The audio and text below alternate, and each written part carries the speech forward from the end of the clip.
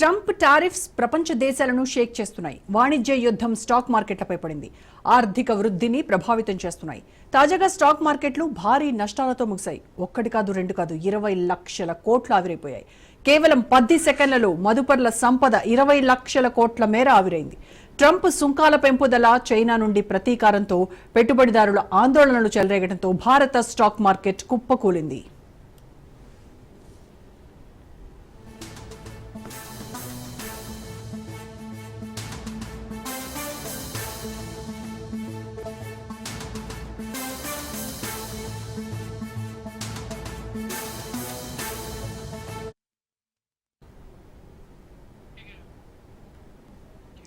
America వాణిజ్య భాగస్వాములపై భారీ సుంకాలను ప్రకటించిన తర్వాత మార్కెట్ మాంద్యానికి దారితీసింది. ఏప్రిల్ 10 నుంచి అన్ని యుఎస్ వస్తువులపై 34% ప్రతీకార సుంకాలను విధిస్తామని చెబుతూ చైనా కూడా ఎదురుదాడి చేసింది.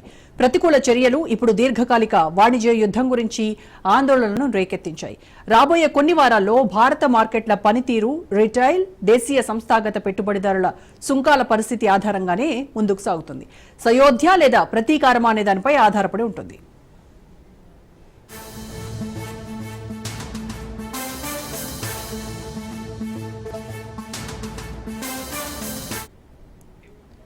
ట్రంప్ టారిఫ్లతో ద్రవ్యోల్బణం పెరిగి కార్పొరేట్ లాభాలు తగ్గొచ్చని నిపుణులు అంచనా వేస్తున్నారు. ఇది వినియోగదారుల సెంటిమెంట్ పై ప్రతికూల ప్రభావం చూపొచ్చు. ఫలితంగా ఆర్థిక వృద్ధి నెమ్మదించే అవకాశాలున్నాయి. దీంతో మాంద్యం భయాలు నెలకొన్నాయి. అమెరికాతో పాటు ప్రపంచవ్యాప్తంగా ఆర్థిక మాంద్యం నెలకొనే అవకాశాలను జేపీ మోర్గాన్ 40% నుంచి 60% పెంచింది.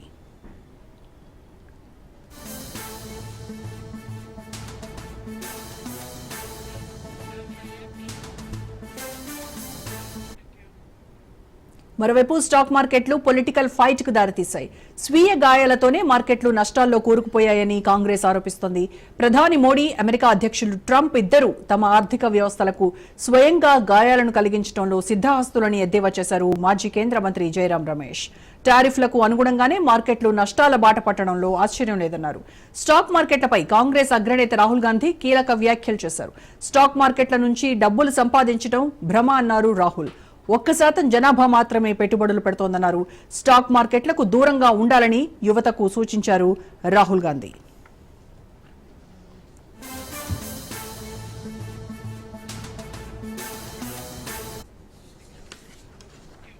రైట్, ఇక మార్కెట్ నిపుణుల అభిప్రాయం ప్రకారం ప్రస్తుతం మార్కెట్ మాత్రము ఒక అల్లకల్లోల దశలో ఉంది అని చెప్తున్నారు. అయితే ఇది తీవ్రమైనటువంటి అనిశ్చితికి సంకేతం అని చెప్తున్నారు. మరి ఇలాంటి పరిస్థితుల్లో ఇన్వెస్టర్స్ ఏం చేయాలి, ఏం చేయకూడదు, ఈ వివరాలన్నీ అడుగుదాము. ప్రముఖ విశ్లేషకులు బండారు రామ్మోహన్ రావు గారు ప్రస్తుతం మనతో జాయిన్ అయ్యారు. గుడ్ ఈవినింగ్ రామ్మోహన్ గారు.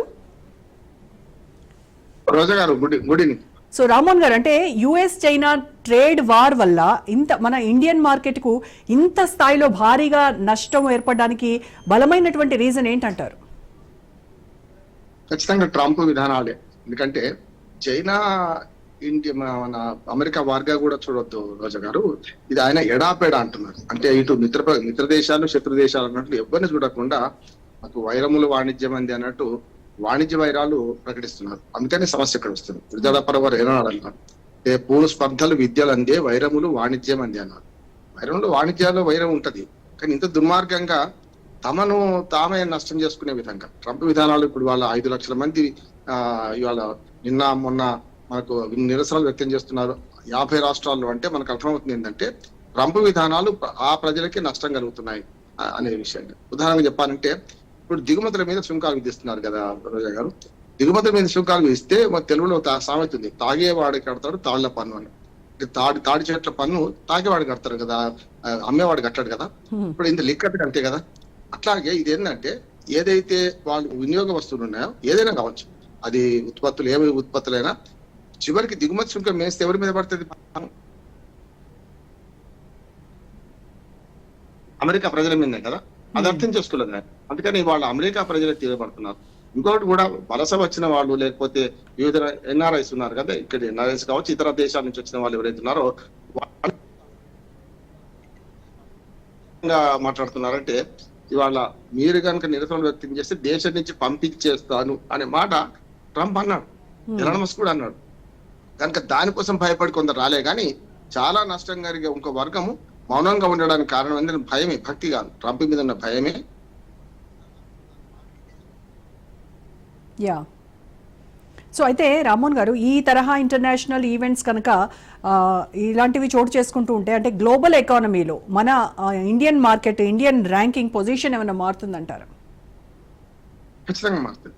అంటే ఇప్పుడు వారు ఇప్పుడు పరస్పరం ఒక దేశం నుంచి ఇంకో దేశం, గ్రామం, ప్రపంచం అంతా ఒక కుగ్రామంగా మారిపోయిందని 91 ఆర్థిక సంస్కరణ కాలంలో సాక్షాత్తు మన ప్రధానమంత్రి పివి నరసింహరావు.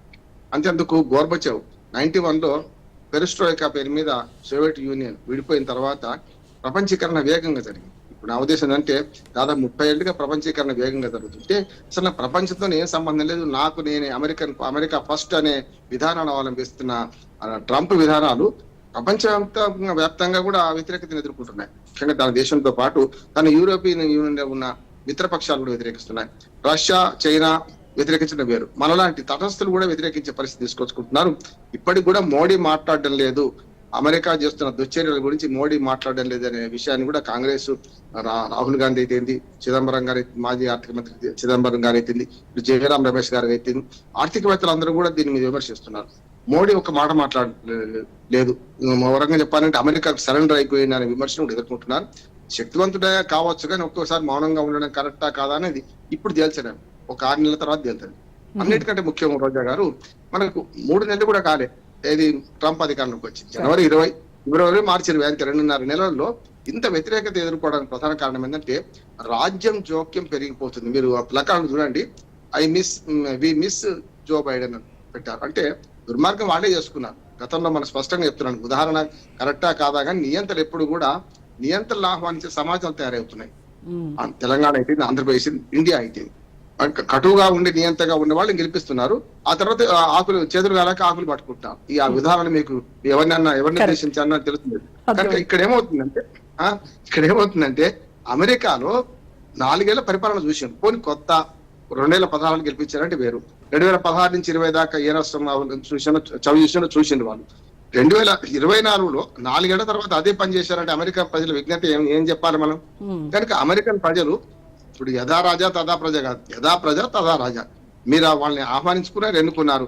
ఇప్పుడు ఐ మిస్ యూ బైడెన్ అనో, లేకపోతే రాజ్యం జోక్యం ఎక్కువవుతుందను, మనకు వి వాంట్ జస్టిస్ అంటే లాభమైంది, మీరు ఓట్లేసి గెలిపించారు కదా అనే వస్తుంది కదా. ట్రంప్ అదే అంటున్నాడు, మీరు నన్ను గెలిపించారు, నేను చెప్పినట్టు వినాను అంటున్నాడు. అంతేందుకు మొత్తం అంతా దాని వ్యాపారవేత్త కాదంటలేదు నేను. వ్యాపారవేత్త రాజకీయ నాయకుడు అయినప్పుడు రాజకీయ ప్రయోజనాలు పరస్పరం ఎట్లా ఉంటాయి ఆలోచించాలి. అంటే పాము కదా తన గుడ్లను తానే తిన్నట్టు అమెరికన్ ప్రజల అభిజాత్యాన్ని ఆధారం చేసుకుని గెలిచిన ఆయన అమెరికన్ ప్రజల్ని అణచివేస్తున్నారు కదా. ఒక మాట ఇంగ్లీష్ లో ఉందమ్మా, ఇప్పుడు తక్కువ ప్రభుత్వం ఎక్కువ ఫలితాలు రావాలి కదా, లెస్ గవర్నెన్స్ మోర్ అవుట్పుట్స్ రావాలి. ఏమవుతుంది, ప్రభుత్వం అన్నిట్లో జోక్యం చేసుకుంటుంది. ఇవాళ మన విద్యా విధానాన్ని జోక్యం చేసుకుంది, విద్యా వ్యవస్థను మొత్తం నాశనం చేసింది, మొత్తం రద్దు చేశారు. అట్లానే చాలా మంది ఉద్యోగులు వేస్ట్ గా ఉన్నారని ఉద్యోగులు తీసేస్తున్నారు. అసలు ఏ రంగంలో వేలు పెట్టలేదు. ఇప్పుడు ఈ 3 నెలల్లో ఏ రంగంలో వేలు పెట్టకుండా ఉన్నాడా మోడీ? లేదు కదా. అన్ని రంగాల్లో వేలు పెట్టి తనదైన ముద్ర చేస్తే నెలకొల్పితే మంచిదే, మంచి కోసం. ఇంకొక మాట కూడా, గత ప్రభుత్వాలు చేసినవన్నీ రద్దు చేస్తా అంటున్నాడు. ఇప్పుడు అన్ని మంచి ఉండేది, అన్ని చెడ్డ ఉండవు. నా ఉద్దేశం అంటే ఏ ప్రభుత్వం అయినా ప్రభుత్వాలు శాశ్వతం కానీ పార్టీలు శాశ్వతం కాదు కదా.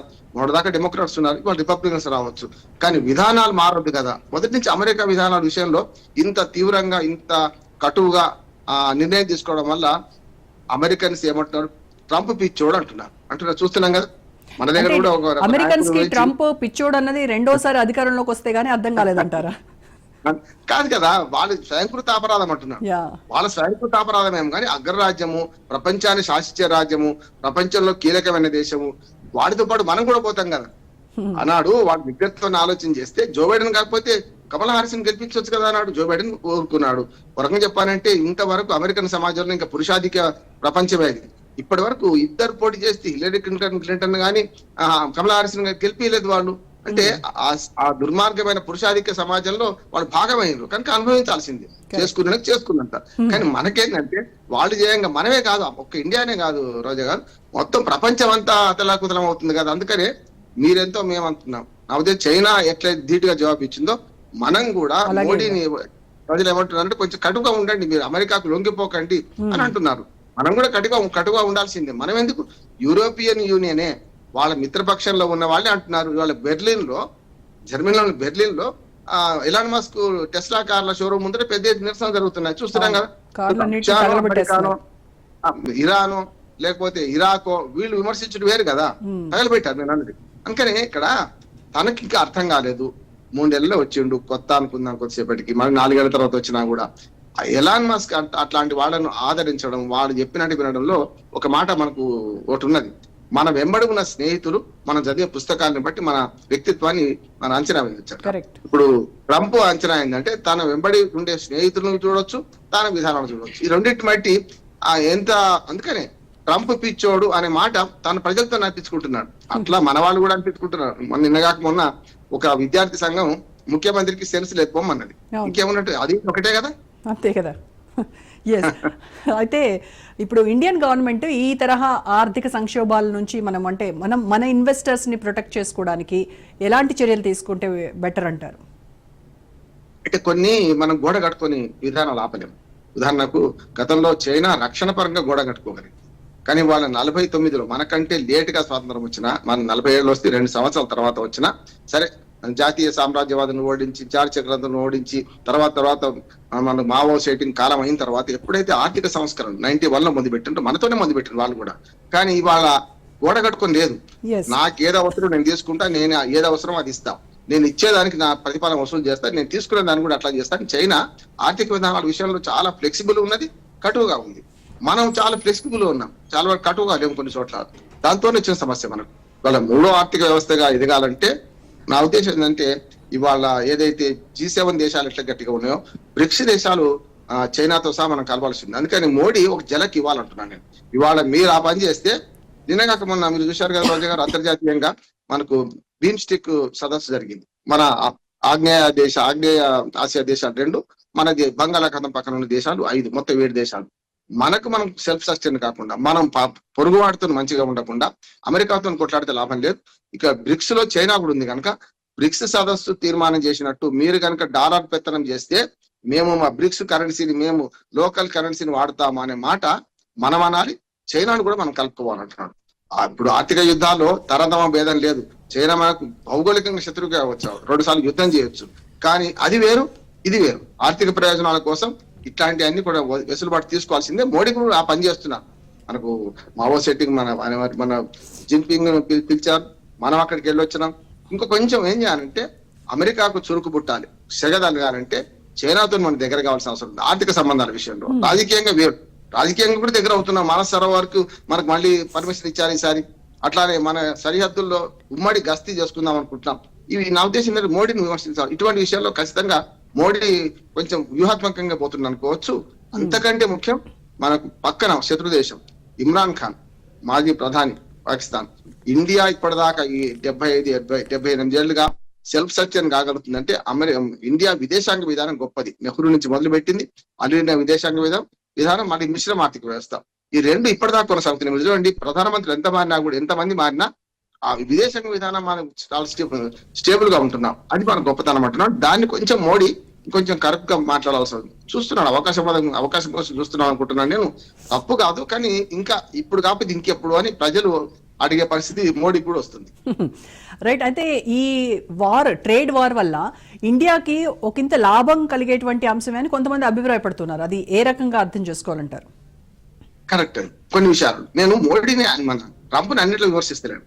శ్రీధర్ బాబు గారు, మన IT minister, Telangana IT minister, మంచి మాట చెప్పాడు. ఏమనంటే, కొన్ని విధానాల వరకు మనకి లాభం. సార్ ఉదాహరణ చెప్పాను. ఇప్పుడు మన ఏదైతే మందుల తయారీ ఉన్నది, ఫార్మా కంపెనీలు ఉన్నాయి. ఫార్మా కంపెనీలు ఇండియాలో ఎక్కువ, అందులో మనకు ఫార్మా హబ్ గా ఉన్నది మన హైదరాబాద్. ఇప్పుడు ఫార్మా రంగంలో పన్నులు పెంచలే, తెలుసు ఆయన, ఎవరికి, ట్రంప్ కు తెలుసు. ఎందుకంటే ఫార్మా రంగంలో పన్నులు పెంచితే వాళ్ళు తయారు చేసుకోవాల్సి వస్తుంది. మన సప్లైస్ ఆగిపోతే చాలు, తయారు చేసుకోవాల్సి వస్తుంది. అప్పుడు ఏమైతుంది, అక్కడ పర్యావరణానికి భంగం కలిగించే ఫార్మా కంపెనీలు తెచ్చుకోవడం వాళ్ళకి ఇష్టం లేదు. అక్కడ చట్టాలు కూడా అనుమతించవు కూడా. అక్కడ చట్టాలు చాలా కటువుగా ఉన్నాయి. మనం ఇప్పుడు హైదరాబాద్ చుట్టుపక్కల విషం పోస్తున్నాం, చూస్తున్నాం కదా. ఫార్మా కంపెనీలతో ఎన్ని ఊళ్ళు పోతున్నాయి. మొన్నటికి మన లగిచేర్ల సంఘటన అదే కదా. అందుకనే ఫార్మా కంపెనీలు పెట్టుకొని మనం లాభం సంపాదిద్దాం అనుకుంటున్నాం, కానీ పర్యావరణ నష్టం మనం చేస్తున్నాం. కానీ అమెరికా చట్టాల ప్రకారం పర్యావరణానికి మించిన ధనం లేదనుకుంటారు కనుక బయట వాళ్ళని మనం నష్టపరిస్తే వాళ్ళే లాభపడతారు. కనుక ఫార్మా రంగంలో మన ఉత్పత్తుల మీద కనుక ఒకవేళ సుంకాలు పెంచితే ఖచ్చితంగా వాళ్ళ నష్టం కానీ పెంచలేదు. ఇటువంటి లాభం శ్రీధర్ గారు ఇంకో మాట చెప్పాను, మన మన నైపుణ్యం కూడా, ఈ నైపుణ్యం వాళ్ళకి లేదా అంటే లేదు అంటున్నాను. నైపుణ్యం ఉండొచ్చు, కానీ నైపుణ్యానికి తగ్గ సేవలు అందించాలంటే అక్కడ 10 రూపాయలు ఖర్చు అయితే ఇక్కడ ₹1 చేస్తున్నాం మనం కదా. ఇవాళ రాత్రిపూట పనిచేసే కంపెనీలన్నీ ఎట్లా చేస్తున్నాయి? గూగుల్ నుంచి మొదలు పెడితే మల్టీనేషనల్ కంపెనీ ఎంఎన్సీస్ అన్ని కూడా ఎంత మన వాళ్ళతో నెట్టి చాకరీ చేయించుకుంటున్నారు. అంటే మన దగ్గర మ్యాన్ పవర్ ఎక్కువ, at the same time labour charges కూడా తక్కువ. లేబర్ మళ్ళీ ఇంకోటి మామూలు లేబర్ వేరు. నా ఉద్దేశం అంటే 2 ఉన్నాయమ్మా, మీరు కరెక్ట్ చెప్పారు. 2, ఒకటేమో నైపుణ్య సేవలు మనమే అందిస్తున్నాం. అతి చవకరు వాళ్ళ దగ్గర ఒక్కడిని పెట్టుకోవాలి, మన దగ్గర 4గురిని పెట్టుకోవచ్చు. అంటే నెంబర్ 1. ఇంకోటి మీరన్న శారీరక శ్రమ చేసే సేవలు కూడా, మీరు లాటిన్ గార్డెన్ నుంచి మొదలు పెడితే, గ్యాస్ స్టేషన్ లో పనిచేయడం మొదలు పెడితే, మన సూపర్ బజార్ లో సూపర్ మార్కెట్ లో పనిచేయడం మొదలు పెడితే, తాపీ మేస్త్రీలు, ఇతర నిర్మాణ రంగ కార్మికులు మొదలు పెడితే అందరూ అక్కడికి వెళ్తున్నాం కదా మనం. అందుకనే ఇప్పుడు మన అవసరం వాళ్ళకి ఎక్కువ ఉన్నది కనుక ఇండియా పట్ల మెతకతనం ఏం లేదు, కానీ మన అవసరాన్ని బట్టి మనం డిమాండ్ చేయాలండి. డిమాండ్ సప్లై సూత్రాన్ని పాటిస్తే మనం కొంచెం మనం బార్గెన్ చేసే అవకాశం ఎక్కువ ఉంటుంది అంటున్నాను. ఇప్పుడే చేద్దామా ఇంకా 4 రోజులు చేద్దామా అంటే ఇప్పుడు కాక మరి ఇంకెప్పుడు అని ప్రతిపక్షాలు అంటున్నాయి. కాదు కొంచెం వేచి చూసే ధోరణి చేద్దామని మోడీ అంటున్నారు. ఈ రెండింటి మంది వైద్యులు ఉంటే ఎట్లాగూ ప్రతిపక్షాలు రెచ్చగొడుతుంటాయి. ఇప్పుడు తెగేదాకా లాగితే పోతుంది కదా. ఈ రెండోది కూడా ఆలోచించాలి మనం. ఇప్పుడు మోడీ చేస్తున్న పని కరెక్టా కాదా అని కాలం తెలుస్తుంది. ఇప్పుడు రోజా గారు ఒక 91లో పివి నరసింహరావు గారు చేసే చర్యలో ఎల్పిజి మనకు లిబరలైజేషన్, ప్రైవేటైజేషన్, గ్లోబలైజేషన్ కొత్త నాశనం చేసింది అని కొందరు విమర్శించారు, కమ్యూనిస్టులు విమర్శించారు. కానీ దాని ఫలితాలు ఇప్పుడు రెండు అనుభవిస్తున్నాం. అసమానతలు పెరిగినాయి. అట్లాగే కొంత ఇప్పుడు ఇవాళ మనం ఇట్లా మాట్లాడుకోగలుగుతున్నాం అంటే లిబరలైజేషన్ వల్లే కదా. ఇప్పుడు మనం ఈ జూమ్ మీటింగ్ ఇవన్నీ వచ్చినాయి కూడా. అందుకనే ఇప్పుడు కత్తితో కూరగాయలు పోయొచ్చు, మిడకాయలు పోయొచ్చు. ఒక విధానం కూడా అంతే, కత్తిలాగా పనిచేసేది. మనం దేనికి ఉపయోగిస్తున్నాం? లోక కళ్యాణానిక, లోక వినాశానిక, దాన్ని బట్టి ఫలితాలు వస్తాయి. ఇప్పుడు ఇక్కడ కూడా అంతే. ఈ విధానాలు ఎప్పుడు నెగ్గు తేలితే అంటే అనుభవానికి వస్తే ఒక 4 ఏళ్ల తర్వాత ఈ విధానం కరెక్టా కాదా తేలిపోతుంది. అప్పటిదాకా వేచి చూద్దామంటే కొన్నిసార్లు మనకు 3 చేపల కథ ఉన్నది, 3 కప్పల కథ కూడా ఉంది కదా. మనకు మంద బుద్ధి ఇట్లా ఉంటాయి కదా. అట్లనే మనము ఎప్పుడు మేల్కొంటామనే దాన్ని బట్టి ఫలితాలు ఉంటాయని నేను అంటున్నాను. అయితే ఈ అమెరికా అండ్ చైనా మధ్య వచ్చినటువంటి వాణిజ్య వివాదాలని ఏమైనా అంటే మధ్యవర్తిత్వం భారత్ చేసేటువంటి అవకాశం ఉంటుందా? ఆ 2 దేశాలు దీనికి సుముఖంగా ఉంటాయా ఇన్ కేసు మనం కనుక ఒక స్టెప్ ముందుకు వెళ్తే? ఉండొచ్చు, కానీ మనం ఎక్కువ ఊహించుకోవద్దు అంటున్నాను. ఎందుకంటే మన పరిధి మనకున్నాయి. ఉదాహరణకు చైనా కొంచెం బెట్టు చేస్తుంది, కానీ కొన్ని విషయాల్లో ఇప్పుడు వాళ్ళ ఉత్పత్తులు మన దగ్గర అమ్ముకోవాలి కదా, మనం చెప్తే వింటాం. ఉదాహరణకు చిన్న కారు బొమ్మ మా మనవాడికి కొనిద్దామంటే ₹10 కారు బొమ్మ దొరుకుతుంది, అది చైనా ఉత్పత్తి దొరుకుతుంది. మన వాళ్ళు దాన్ని తయారు చేస్తే ₹30 ఖర్చు అవుతుంది, ₹50 అమ్మాలి దాన్ని కదా. అందుకనే కొన్ని ఉత్పత్తుల విషయంలో చైనా ఉత్పత్తులు మన భారతదేశంలో అమ్ముకునే విషయంలో వాళ్ళు మనతో కొంచెం వాణిజ్యం కదా మిత్రత్వం చేస్తారు. కానీ అదే సరిహద్దు వివాదం వచ్చేవరకల్లా వాళ్ళు కట్టుకుంటారు. కనుక అమెరికాకు వ్యతిరేకంగా మనకు చైనా కలిసి వస్తుందని నేను అనుకుంటలేను. కానీ అవసరాలు కలుపుతాయి మనుషులు. అన్ని అవసరాలు, అన్ని ఇన్వెన్షన్స్ మూలం అవసరమే అంటారు. ఏది కనుక్కుని అవసరమే కనుక్కొని ఇచ్చింది. అవసరాలు మించిన ఇంకోటి ఆయుధం లేదు. కనుక ఇప్పుడు ఏం చేయొచ్చు అంటే శత్రువు మిత్రుడు కదా. అమెరికా చైనాతో శత్రువు కనుక చైనా మనకు భౌగోళికంగా శత్రువే తప్ప పక్క దేశం కనుక మనకు వేరే శత్రుత్వాలు లేవు. కనుక మనం ఏం చేయాలి? చైనాను కొంచెం బుజ్జగించాలి. అవసరమైతే చైనా ఉత్పత్తులు మనం తక్కువ దానికి అనుమతించే ప్రయత్నం చేయాలి. అవసరమైతే లోకల్ కరెన్సీని వాడుకోవడానికి ఎక్కడికక్కడ రూపాయి బదులు డాలర్ మారకాన్ని ప్రోత్సహించే క్రమంలో చైనా మనతో సహకరిస్తే అద్భుతాలు సృష్టించవచ్చు రోజా గారు. ఎందుకంటే ఇప్పుడు డాలర్ లీడ్ చేస్తున్న ప్రపంచం మొత్తం అంతా కూడా. మనం చైనాకి ఏమన్నా ఉత్పత్తులు పంపాలన్నా చైనా మనతో తీసుకున్న డాలర్ని మారకం జరుగుతుంది కదా. కనుక మనం ఏం చేయొచ్చు? చైనీస్ రూపీని మనం తీసుకొని, మనం ఏన్లను మనం తీసుకొని, మన రూపాయలు వాళ్ళు తీసుకునే పరిస్థితి అనుకోండి. అంతకని ఇంకేముంది? అందుకని మనకు ఒక మాట ఉంది, గతంలో పూర్వీకులు ఈ గోల్డ్ను బాగా సంపాదించి పెట్టుకునేవాడు. మన దేశంలో ప్రపంచంలో ఎక్కడా లేనంత గోల్డ్ రేట్ మీకు తెలుసు, తెలుసు. అది ఎంత అంటే గోల్డ్ ఇవాళ 1 నిమిషంలో అమ్ముకోవచ్చు మనం. అదే బ్యాంక్ బాండ్స్ ఉన్నా, స్టాక్ ఎక్స్చేంజ్లు ఏమున్నా మనం ఏం చేసుకో, భూమి ఉన్నా, మిగతా ఆస్తులు స్థిరాస్తులు ఏం చేసుకోలేము. కనుక ఏం చేయొచ్చు అంటే మనం ఈ 2 దేశాల మధ్యన వైరాన్ని మనకు అనువుగా మార్చుకునే ప్రయత్నం చేయొచ్చు. చేయాలంటే ఏం చేయాలంటే మనం చైనాతో కూడా కొంచెం సఖ్యతగా ఉంటున్నారు కూడా. గతంలో ఉన్న పాలకుల్లాగా కాకుండా మోడీ ఇటుపక్క అటుపక్క 2 పాలు పటవ 2 కాపాడుకుంటున్నాను. ఇది ఎంతవరకు ఫలిస్తుంది అంటే చైనాకు అమెరికాకు ఉన్న శత్రుత్వాన్ని మనం కొంచెం వాడుకొని మనం చైనా ఉత్పత్తులను కొంచెం మన సరళమైన రేటుకు మనం కనుక చేస్తే మన దగ్గర ఉత్పత్తులు వాళ్లకు ఒక రకంగా చెప్పాలంటే బార్టర్ సిస్టమ్ ని మనం ఫాలో అవ్వడం బెటర్ అంటారు.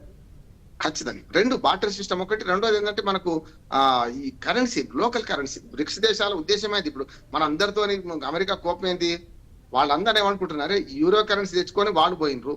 బ్రిక్స్ అని మనం 20 దేశాలు కలిసి 13 దేశాలు కలిసి మనం బ్రిక్స్ అనే పేరు మీద మన కరెన్సీని మనం వాడుకుందాం మన ప్రపోజల్ వచ్చింది. అప్పటి నుంచే డాలర్ పటిష్టం చేయడానికి ఇప్పుడు ఎవరి జాతిని వాళ్ళు వేలుకొనుక్కుంటారు, కానీ ఆ జాతే వాళ్ళ పతనం ఉంటుంది. అది ఏదైనా ఏ సెంటిమెంట్ కావచ్చు, తెలంగాణ సెంటిమెంట్ కావచ్చు, తెలుగు వారి సెంటిమెంట్ కావచ్చు, తమిళ సెంటిమెంట్ కావచ్చు, హిందీ సెంటిమెంట్ కావచ్చు, ఆఖరికి నేను చెప్పాను కదా మనకు ప్రపంచంలో అమెరికా అగ్రరాజ్యం అనే సెంటిమెంట్ కావచ్చు. గతంలో హిట్లర్ ను జర్మనీ రెండో ప్రపంచ యుద్ధానికి ప్రోత్సహించింది హిట్లర్ ను ఆ ప్రజలే కదా, నా జాతి నా జర్మన్లు అన్నారు. చివరికి వాళ్ళే చంపేశారు కదా ఆయన కదా.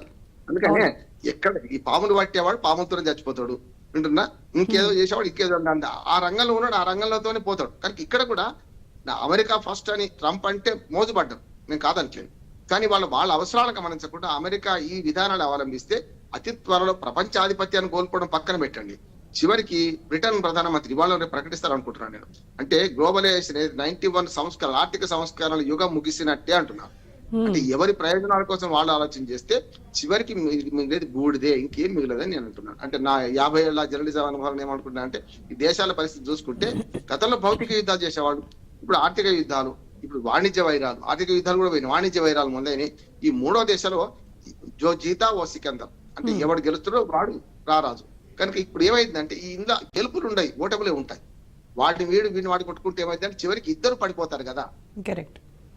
అయితే రామ్మోహన్ గారు, మీకు తెలుసు మన దేశం ఎక్కువగా విదేశీ పెట్టుబడులపైనే ఆధారపడి ఉంటుంది.